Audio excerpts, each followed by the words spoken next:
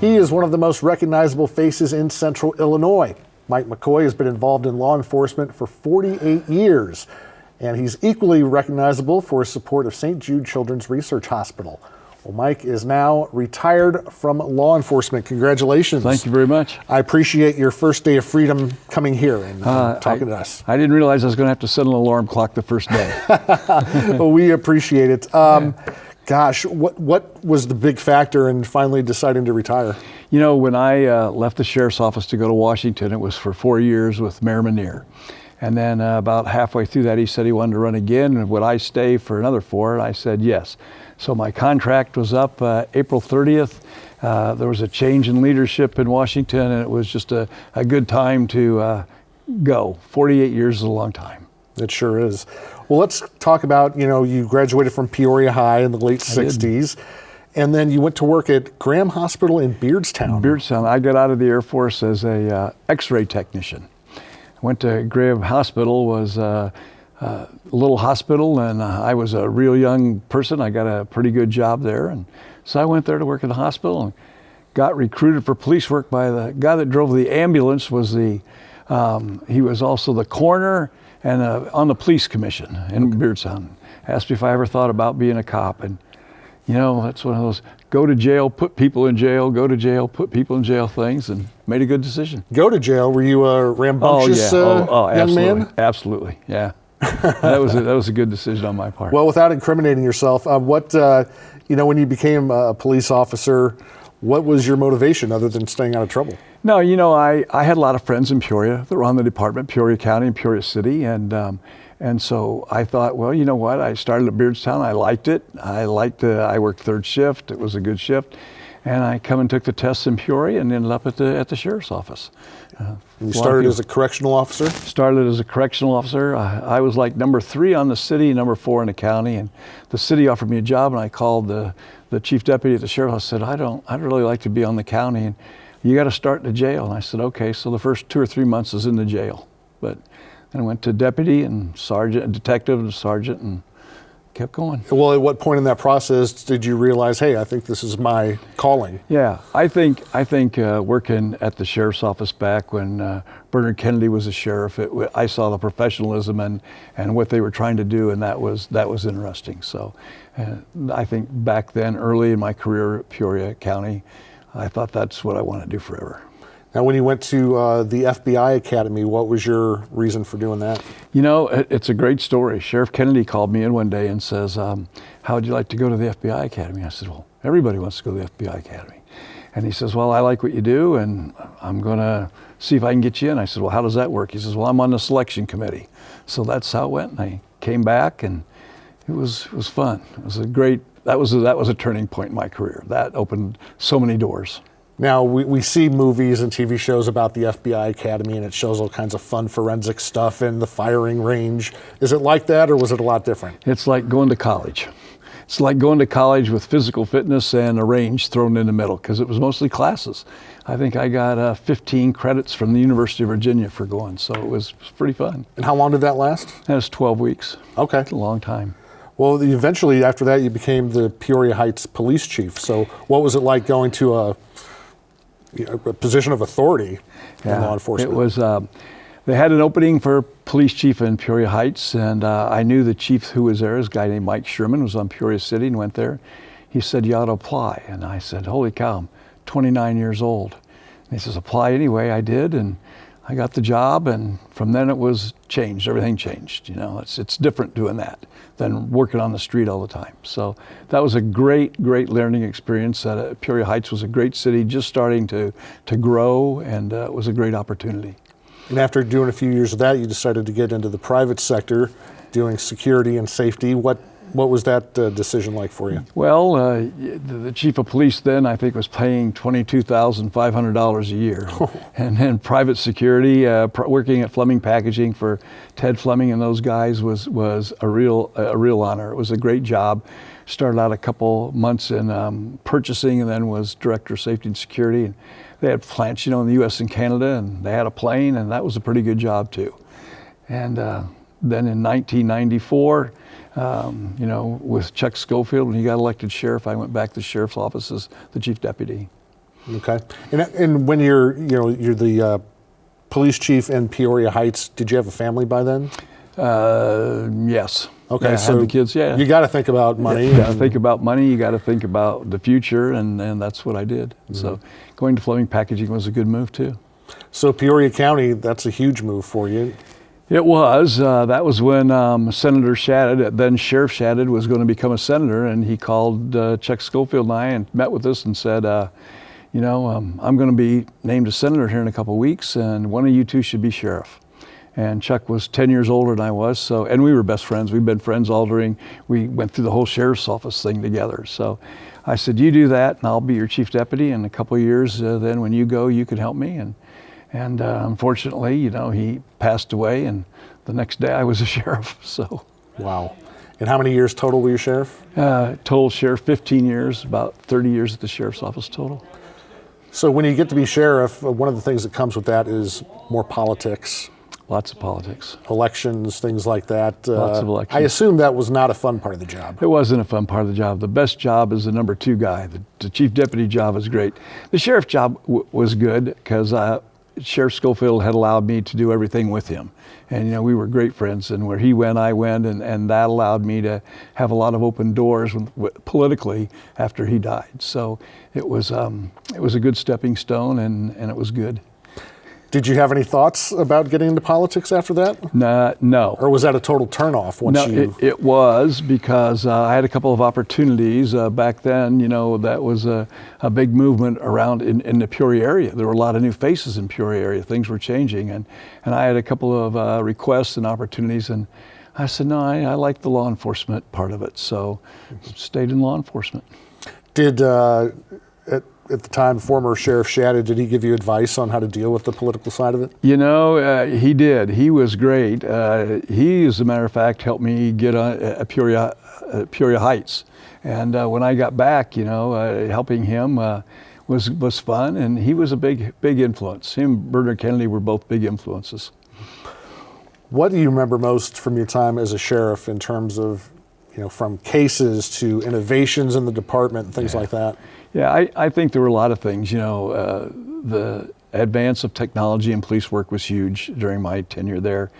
And to keep up budget-wise, to keep your department going with the flow and being one of the top departments is hard because it takes money. And then you got county boards to work through and stuff like that.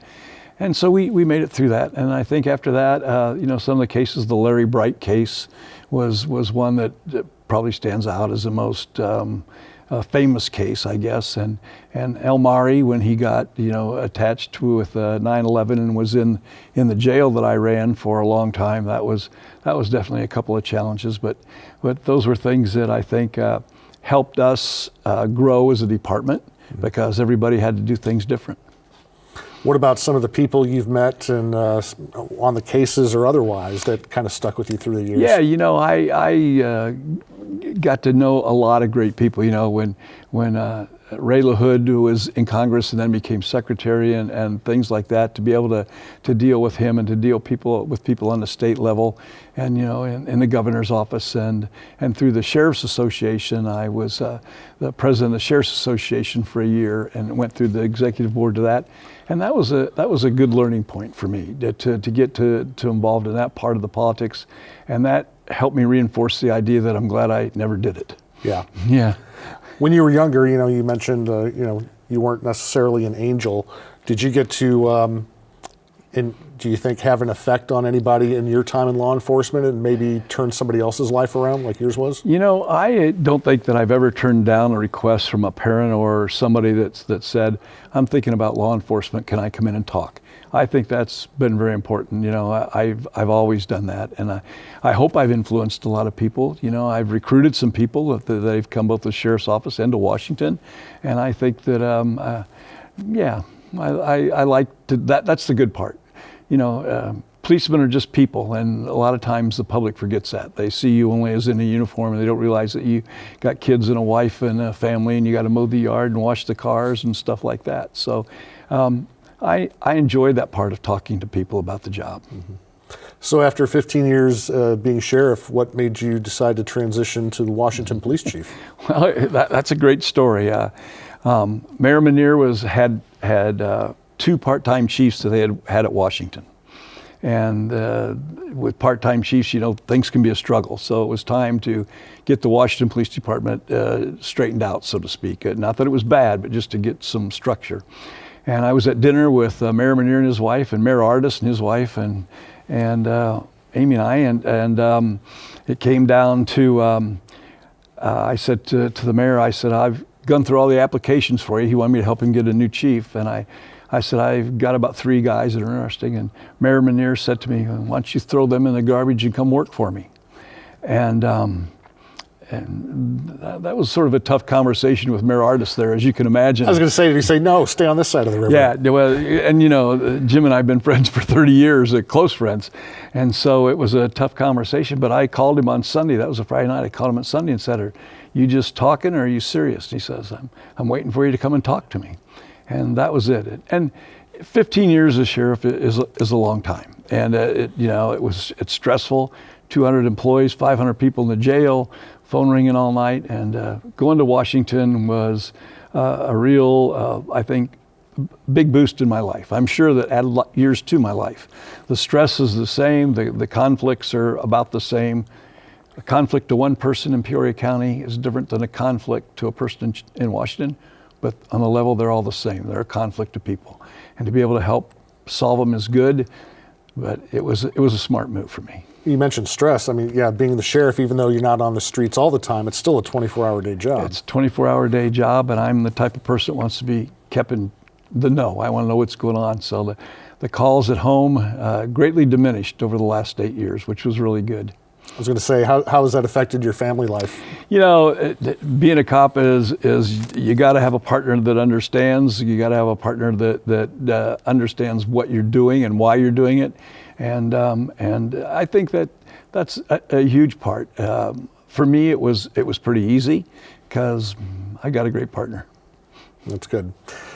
When you were growing up, when you were making this transition from the medical field to police work, what did your parents think about that? Yeah, my parents, voiced some concern because, there were a couple times that things got crazy at the sheriff's office, and that's on TV and it's in the news and your name is out there. But my parents were supportive. They were very supportive all the way, and I was thankful for that because, I know guys whose wife and parents aren't successful or aren't accommodating to what they want to do, and, sure. It's tough. But I was lucky. At what point in your law enforcement career did you know this is it for the rest of my life? I'm going to be in law enforcement. I think pretty much after a year or two at the sheriff's office and getting out of the jail and seeing how things go. Then when I went to Peoria Heights, I think I learned a lot because of, there was, Sheriff Shadid was working very closely, and we started the Peoria County Association of Chiefs of Police, and we started doing things with other chiefs throughout the county that nobody had ever done. And Sheriff Shadid was a tremendous influence on how to do things administratively, how to do things as a professional law person, and not just a deputy sheriff who wrote tickets.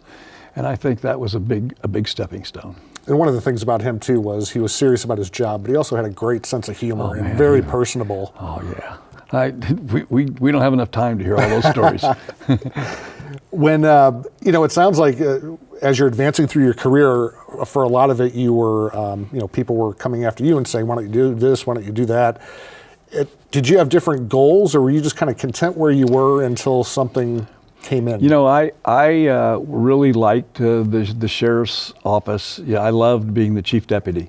And when Sheriff Schofield died, unexpectedly, it was, Kevin Lyons told me on the phone. He says, I have to talk to you tomorrow morning at 9 o'clock. And I said, I got things to do. I got things to do with Mrs. Schofield and things like that. And he said, you don't understand, Sonny. You're the sheriff, and tomorrow morning you're getting sworn in, and that's it.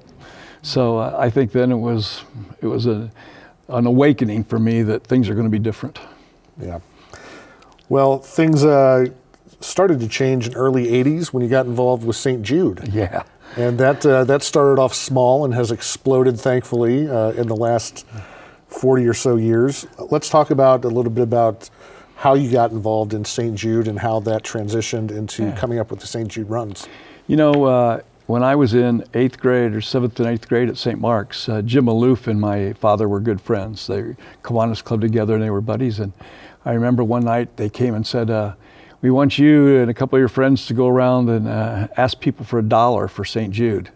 I said, $1? I'm not going to do that. And that's when I had the big pins and wore the big pin. And so I got started in about the 7th grade, knowing about St. Jude, in 63 and 64, just after the hospital was, thought about. And just did things odd years. And then in 1980, I was working with a guy named Gene Pratt at Landmark, charting people that ran a course, raising money. And they'd run around the little track and we'd put a check mark, and so each person got donations. They made $7,000 or $8,000 that night. The running craze was just starting. We were talking, I said, there's got to be a way that we can use this running craze to make more money. So let's start in Peoria, which had the affiliate, as you know, and let's run to Memphis and turn around and run back, and we'll make people raise money. And then the honest story is we looked at a map and thought that was the dumbest idea in the whole world. That's 1,000 miles. Nobody's going to do that. Right. So we decided to drive to Memphis and run back. And we put an ad in the paper and had 19 people answered the ad, fundraising event to do this run. And it was just a lot of fun to get it going. And the only good story about that is that Gene and I met in about 1981. We were going to start it and go in 1982. And early at 82, we decided we better wait for a year to get this. Sure, we got everything together. We said, whoever sees Jim Maloof first has to tell him we're going to wait a year. And we were at Landmark and we had both been running, and Gene left and I took a shower and went up the top of the steps, and there's Jim and Trudy Maloof coming out of a movie at Landmark. And Jim said, glad to see you. How's the run going? What do you think? And I said, we just had a meeting and we're all ready to go. So I had to call Gene and say, okay, I chickened out. I told him we're ready. So we put it together and went in 1982 to start.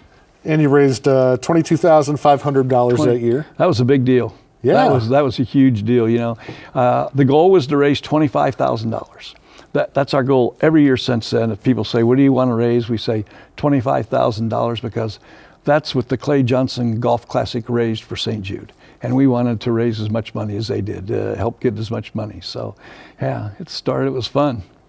We've got a lot of great nonprofits and charities here in the Peoria area. We are so lucky. A ton. What was it about St. Jude that really made you stick with that and focus on that? St. Jude does things that no other charity does, as you know. They pay for housing, travel, food, anything you want, and it's free. And to me, that has always stuck with me. Even when I was young, that was something that I thought, as I became a father and stuff, and I had kids, I thought, boy, if my kid ever gets sick and you have a place to go and you don't have to pay and they're going to help you and it's the leading research place in the world, why would you not help that grow? Mm-hmm. And I think I've had that thought since then, and I still believe it today, even more so. Well, speaking of growing, last year in 2024, you know the total off the top of your head, how much money you raised? 6.4 million, 7.4 million. I had 5.9. You may be right, I may be wrong. Either way, that's a ton of money. It's a ton of money. We've been lucky. We've worked hard to see that we have the Memphis to Peoria run, and now we have 36 satellite runs throughout Central Illinois, Chicago, and St. Louis. And people understand St. Jude. St. Jude has gotten, their reputation is great. I think what people don't know about St. Jude a lot is they just finished building 2 15-story huge buildings on campus. No beds, all research. So what they're doing there is just the research to put an end to childhood cancer and other catastrophic diseases, sickle cell anemia, the flu. They do everything there, and that keeps people involved. And I've been lucky enough to see it grow from 8% success rate to overall a 75 and 80, almost 80% success rate. And ALL, the most common form of cancer in kids, from 10% to now 96%. So what we're doing and where we're investing our money in that is going to the right place. They're doing something with it. You don't call your stockbroker and say, hey, I want to give you some money so you can lose it for me. You want to see some returns. And people are lucky enough to see a lot of great returns with St. Jude. Well, I was fortunate enough to go on the St. Jude drive last year, the Corvette drive with you and a bunch of other people, and got to see the campus, and it is something else. It's amazing. The first day there, I remember going in '82, the first time I was there was a 7-story building, a little pavilion across a gravel road, and a couple of tentacles coming out. Now it's over 100 acres. They've gone from, I think, 200 employees the first time I went to 6,000 employees now. So they're doing good work there. Yeah, they sure are. And like you said, and they work with everybody else. You know, in Peoria, we're lucky to have Easter Seals, a children's hospital, and now St. Francis and everything. And for all those charities to work together in Peoria, Peoria is just such a giving community. It's a great place to live. At what point did you realize during this process since 1982 that, like it or not, you're the face of St. Jude Runs right now? Yeah, I still struggle with that a little bit. You know, we've got a lot of great people. It's not about what I do. You know, when you think that, like this August 5th, when we come in from Memphis and the other runs there's going to be, you know, about 3,000 runners coming in. They've all done a huge part to help get to that amount of money. You know, it's staggering to think that in the run alone, we've raised $88 million after raising $22,500. It just, St. Jude is a great story, and I think people that realize what they do get involved. And then, of course, there's the thing of once you get them to Memphis and they see the campus, your job is done, they're in. Yeah, I think a lot of people don't realize, too, that they know about Memphis and they know about Peoria, but I think people think that, oh, there's locations all over the country doing what Peoria does, and there's not. There's not. Peoria has the biggest and best affiliate. You know, I remember when Dr. McAllister was there, as you probably do. There's only one doctor and a couple of nurses. Now I think they have 12 doctors working down at OSF at the Jim and Trudy Maloof Clinic. Yep. So that's a great thing for the community. It sure is. Well, where do you see the future of this? You know, I think the future is doing like we talked about earlier. You have to keep the younger people coming up. You have to keep educating people on what they do. And, you know, some of us that we're running 6 and 10 miles a day pretty quick now aren't running 6 and 10 miles a day very quick at all anymore. And so to recruit the people and to keep it going, we see a steady flux of younger people coming in intentionally by recruiting, and some people are dropping out. So I think the future is bright. There's each year we have a couple of inquiries about new cities that want to go on the run.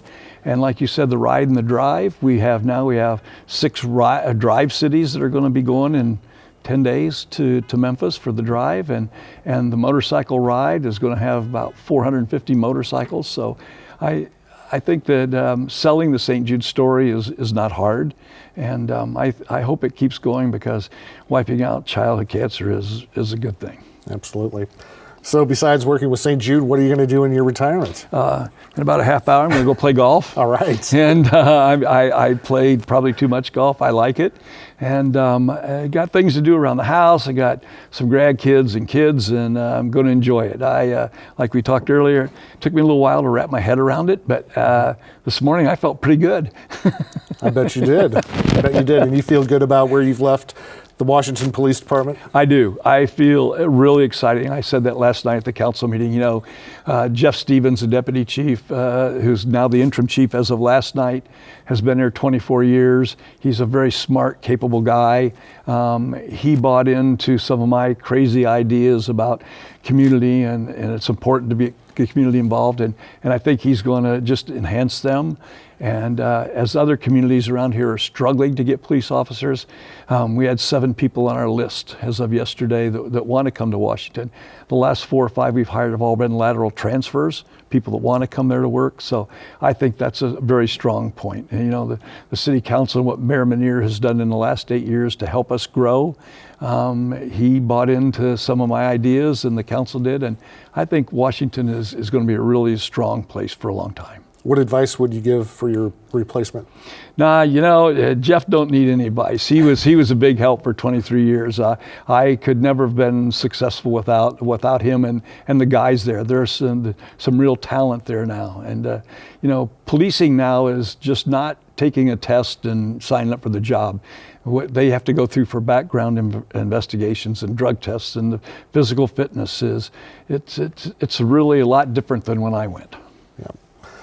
Well, we congratulate you on a very long and successful career. Thank you very much. And like I said, I think your legacy is going to be just about as much about St. Jude as it is law enforcement. And from those of us who have benefited from St. Jude personally, thank you for everything you've done.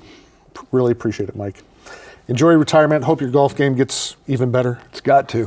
It can only go up from here, right? Yeah, it can. You're right. All right, thank you, Mike. Thanks, Mark. And thank you for joining us. You can check us out anytime at WTVP.org, and we are on Facebook and Instagram. Have a good night.